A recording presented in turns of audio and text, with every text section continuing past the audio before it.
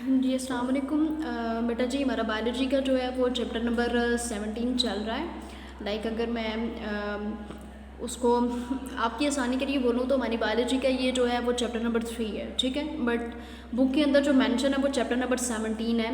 But ये है कि बायोलॉजी में आपने जो है वो चैप्टर जितने पढ़े थे पार्ट 1 के अंदर, वहीं से जो है ये चैप्टर्स आगे से स्टार्ट हो गए हैं। 15 आप 14 तक जो है वो बायोलॉजी पार्ट 1 के अंदर चैप्टर्स पढ़ के आए थे, इसलिए जो है इसका चैप्टर नंबर 17 नाम है, ठीक है जी। तो 15, 16 और 17 से आगे ये जो है ये स्टार्ट हो गया जी। पार्ट 2 के अंदर आप कौन से जो है वो रिमेनिंग चैप्टर्स आप पढ़ोगे, ठीक है। तो इस लिहाज से जो है वो चैप्टर नंबर 17 है। तो मैंने अपनी पिछली वीडियो के अंदर आपको बताया था जी ये चैप्टर नंबर हमारा 3 चल रहा है। तो मैंने कहा कि शायद बच्चे इसको लेकर के जो है वो कंफ्यूज हो जाएंगे, चैप्टर नंबर 3 हमारा ये कैसा बन रहा है। तो मैं इनको साथ ये भी डिस्क्राइब करती चलती हूँ, ठीक है जी। तो आज जो हमारा टॉपिक है वो बेसिकली जिस चीज़ के ऊपर मैंने डिस्कशन करनी है, आपको पता है जी हम लोगों ने पिछले अपने लेक्चर के अंदर डिस्कशन की थी ऑटोनॉमिक नर्वस सिस्टम की, that is sympathetic system and parasympathetic system. So उससे नेक्स्ट जो टॉपिक था वो हमारा नर्वस डिसऑर्डर्स था। ये शॉर्ट क्वेश्चन के पॉइंट ऑफ व्यू से बहुत इंपॉर्टेंट है। डिफरेंस इसके अंदर आ सकता है जो कि नर्वस डिसऑर्डर्स हैं basically as well as 4 number का जो है वो लॉन्ग क्वेश्चन ए बी जो पोर्शन होता है जी, अकॉर्डिंग टू हम वो कहते हैं जी लास्ट में बच्चे स्कीम को फॉलो कर रहे होते हैं। तो ए बी पार्ट जिस तरह से चैप्टर नंबर 17 की जो है वो उसका जो है वो बेटा जी उसकी जो है वो पेयर किसी और चैप्टर के साथ बनेगा, ठीक है। तो ए पार्ट इस चैप्टर में से आएगा, बी पार्ट किसी और चैप्टर के अंदर से आएगा। तो इस तरह से ये जो नर्वस डिसऑर्डर्स हैं यहाँ से भी ये 4 नंबर का जो है वो शॉर्ट क्वेश्चन आपको दे सकते हैं। सो हम बात करते हैं अपने टॉपिक की। हमारा जो है हमारी जो डिस्कशन है आज वो नर्वस डिसऑर्डर्स के ऊपर होनी है। तो following are some of the common disorders of nervous system in humans. Number 1 is that Parkinson's disease, ठीक है। तो पार्किंसन डिजीज़ को अगर मैं इसके बारे में एक छोटा सा सबसे पहले जो है वो छोटी सी समरी दे करके मैं आगे चलती हूँ कि मैं आपसे इस टॉपिक के अंदर जो है वो डिस्कशन किस चीज़ के बारे में करने वाली हूँ। तो loss of nerve cells in part of brain, हमारे ब्रेन के अंदर जो है वो नर्व सेल्स जो होते हैं वो लॉस होना शुरू हो जाते हैं या उनकी जो है वो डेथ होना शुरू हो जाती है या वो ख़त्म होना शुरू हो जाती है। सो बेसिकली हमारी number 1 disease is that Parkinson disease, that is the disease of nervous disorder. We will discuss about the Parkinson disease today. It is the nervous disorder characterized by the involuntary tremors. Involuntary tremors का मतलब ये होता है कि कोई भी चीज़ जो है जो कि हमारे अपने कंट्रोल में नहीं होती, हमें नहीं पता चल रहा होता है कि हमारी बॉडी के अंदर जो है या हमारे ब्रेन के अंदर जो है वो कुछ ट्यूमर्स बन रहे हैं या नहीं बन रहे। मतलब ये एक इनवॉलेंट्री एक्शन है, आपको नहीं पता चल रहा होता कि आपके ब्रेन के अंदर जो है वो किस तरह से जो है वो काम हो रहा है। मतलब ब्रेन जो है वो काम कर रहा है या नहीं कर रहा, वो तो obviously with the passage of time हम लोगों को पता चल जाता है जी। अभी हमारा जो दिमाग है वो काम नहीं करता, उसमें भी ना समझते हुए भी हमें तकरीबन 6 महीने साल लग जाता है कि अब आहिस्ता आहिस्ता जो है वो मेमोरी लॉस हो रही है। बट बेसिकली एक कंसेप्ट को समझाने के लिए एग्जांपल मैं आपको दे रही हूँ कि हमारी बॉडी के अंदर अगर ट्रीमर्स बन रहे हैं तो हम लोगों को जो है वो इरेगुलर कंट्रैक्शंस बॉडी के अंदर हो रही हैं, हमारे दिमाग के अंदर बेसिकली जो है ये हो रही हैं क्योंकि ये नर्वस डिसऑर्डर्स हैं, ठीक है। तो diminish motor power and rigidity, तो हमारी बॉडी के अंदर जो है वो मोटर न्यूरॉन्स जो होती हैं वो अपना काम करना छोड़ देती हैं क्योंकि नर्व सेल्स जो होते हैं उसका लॉस होना शुरू हो जाता है ब्रेन के अंदर and it is the involuntary action. The mental faculties are not affected. The disease is believed to be caused by cell death in a brain area that produce dopamine. Onset of disease is usually in 50 years and 60 years, ठीक है।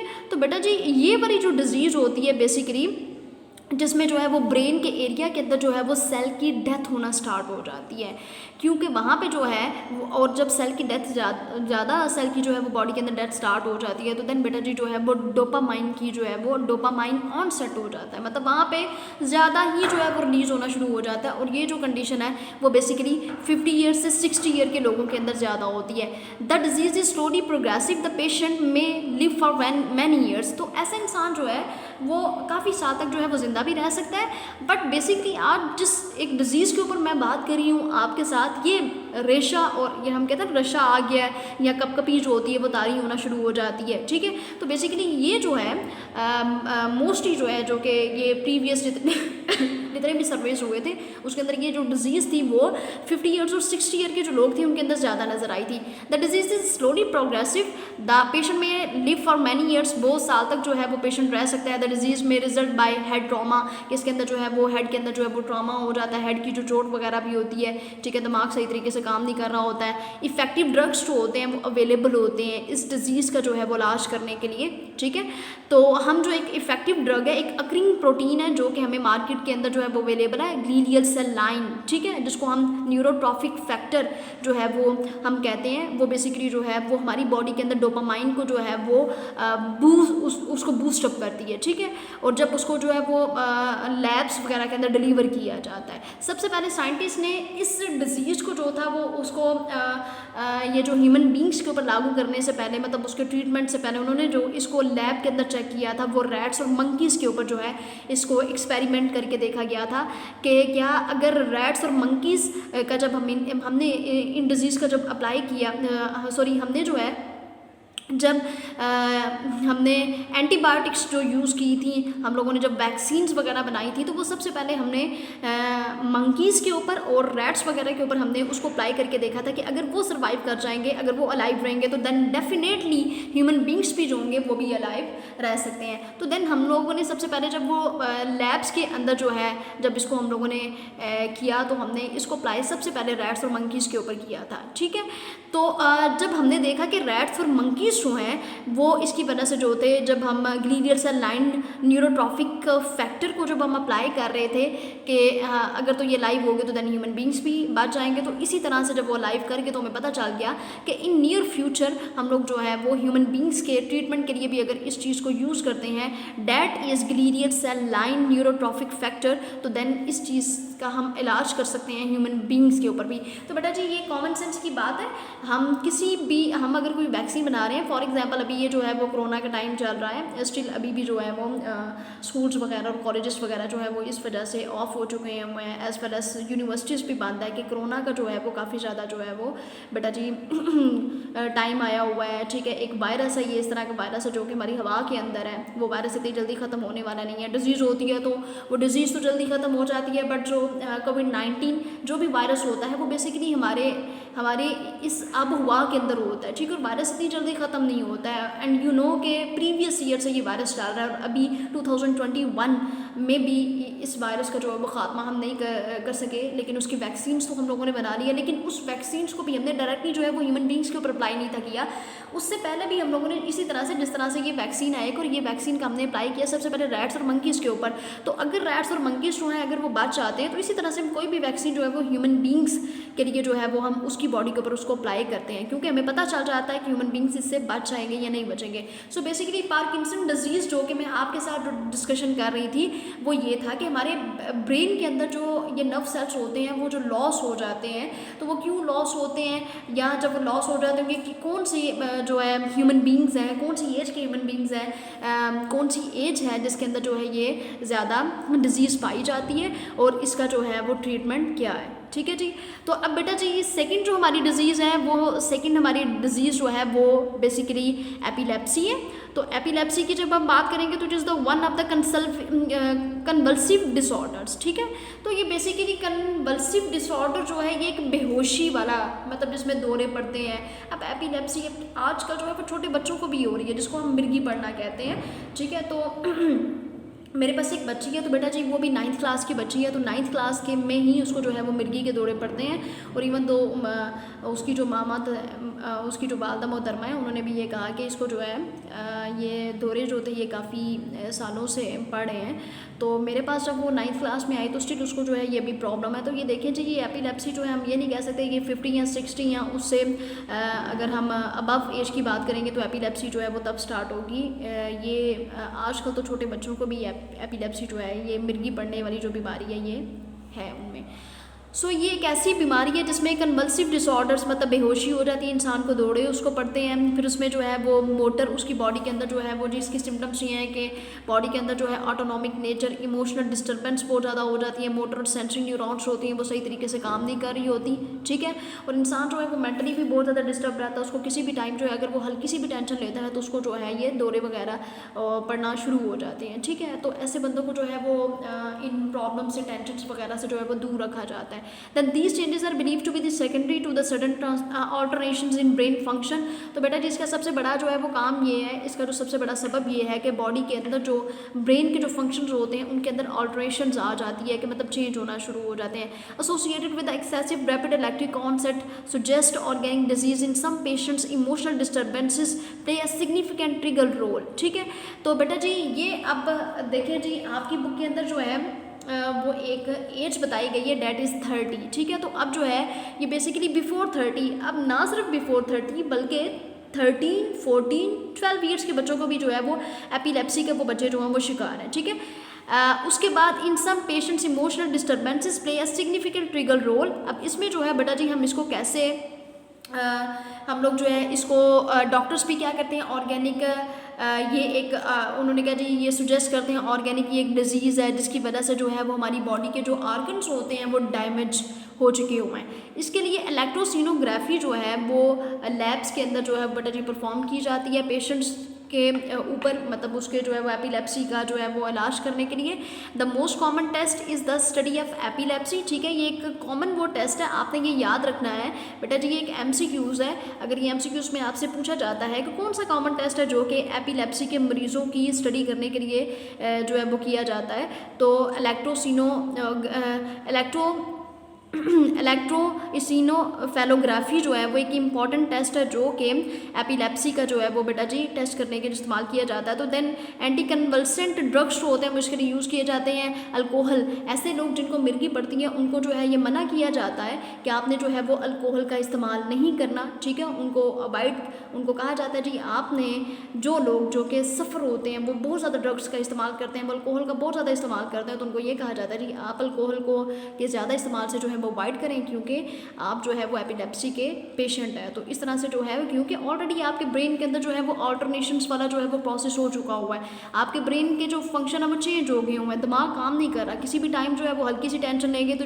जो दौरे वगैरह और बेहोशी वाली जो condition होती है वो स्टार्ट हो जाती है। ऑलरेडी आपकी बॉडी के अंदर मोटर और सेंसरी न्यूरॉन्स जो है वो काम नहीं कर रहे, ठीक है।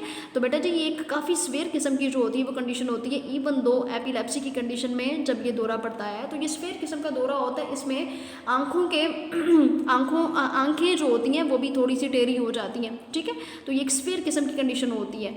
सो बेटा जी ऐसे जो लोग होते हैं ये ज़्यादा जो है वो जो कि ड्रग्स का यूज़ करते हैं तो ये उनके अंदर ज़्यादा होती है, ठीक है। तो इसमें बेटा जी ये कंडीशन ये भी है जो कि एक लाइन मुझसे स्किप हो गई, वो ये थी कि इसमें बहुत ज़्यादा रैपिड अमाउंट में जो है वो ग्रे मैटर जो होता है वो डिस्चार्ज होना शुरू हो जाता है ब्रेन के अंदर, ठीक है। So then third disease is Alzheimer disease, ठीक है। तो अल्ज़ीमियर डिजीज़ जी कौन सी डिजीज़ है? ये एक ऐसी डिजीज़ है जिसमें जो होता है वो ब्रेन के अंदर मेमोरी लॉस होने का खतरा ज़्यादा होता है। अल्ज़ीमियर डिजीज़ को सबसे पहले जो है वो डिस्कवर किया था या डिस्क्राइब किया था वो एलॉइस अल्ज़ीमियर ने 1907 के अंदर इसको जो था वो डिस्कवर किया था, ठीक है जी। इस डिजीज़ के ऊपर सबसे पहले एलॉइस अल्ज़ीमियर ने काम किया था। ये चीज़ जो है ये एक इम्पॉर्टेंट MCQs है, ठीक है जी, ये एक MCQs है। इस चीज़ को आपने अच्छे तरीके से कर लेना है कि ये MCQs के अंदर भी आपको पूछी जा सकती है कि who is the honour of Alzheimer disease. तो आपने ये कहना जी एलॉइस अल्ज़ीमियर जो है वो उसने 1907 के अंदर अल्ज़ीमियर डिजीज़ को जो था वो डिस्कवर किया था। एज वेल एज की शॉर्ट क्वेश्चन के अंदर भी आपसे जो है ये पूछा जा सकता है। It is characterized by the decline in the brain function, its symptoms are similar to those disease that cause dementia. अब देखें ना डिमेंशिया कौन सी कंडीशन है जी, उन्होंने खुद साथ लिखा जी मेमोरी लॉस, सही है। तो ब्रेन के जो फंक्शन होते हैं वो डिक्लाइन होना शुरू हो जाते हैं, कम होना शुरू हो जाते हैं, वो सही तरीके से काम नहीं कर रहे होते। There is a genetic predisposition of the disease in some people, so it tends to run in families. तो ये फैमिलीज़ के अंदर जो है ये रन करती है, सही है। तो बेटा ये एक जेनेटिक हम इसको जो है वो डिसऑर्डर भी बोल सकते हैं कि अगर जो है वो फैमिली के अंदर जो है वो भूलने की बीमारी होती है, ये मेमोरी लॉस का अगर मसला जो है वो फैमिली के अंदर चल रहा है तो इसी तरह से जो है ये मसला आगे से बच्चों के अंदर भी ये कन्वर्ट हो जाता है, ठीक है। तो इसको हम जो है वो प्री डिस्पोजिशन जो है ये डिजीज़ बोलते हैं जो कि एक जेनेटिक डिसऑर्डर है, ठीक है, और ये फैमिलीज़ के अंदर रन करती है। This is also evidence that high levels of aluminium may contribute to the onset of the disease. अब बेटा जी ऐसा भी है कि अगर पानी आप ऐसा पी रहे हैं, ना सिर्फ ये कि अब देखें जी हमारे यहाँ पे क्या है जी हाई लेवल जो हो जाना है एल्यूमिनियम का।